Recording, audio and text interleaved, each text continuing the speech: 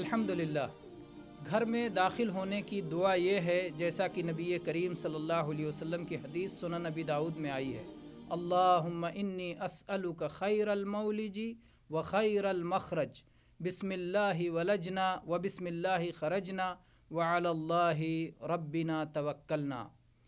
اے اللہ، میں تجھ سے سوال کرتا ہوں کہ داخل ہونے کا وقت اور جگہ میرے لیے بہتر سے بہتر بنا دے، اور نکلنے کی جگہ اور وقت میرے لیے بہتر سے بہتر بنا دے۔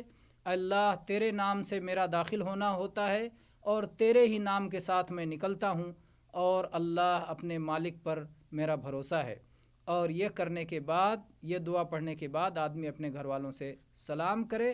ایسی صورت میں آدمی نکلتے ہوئے، گھر میں داخل ہوتے ہوئے ہر وقت اللہ پر توکل کا ذکر کرتا ہے، گویا ہر وقت اس کا اللہ تبارک و تعالیٰ سے تعلق اور رشتہ جڑا ہوا ہوتا ہے۔ الحمدللہ رب العالمین۔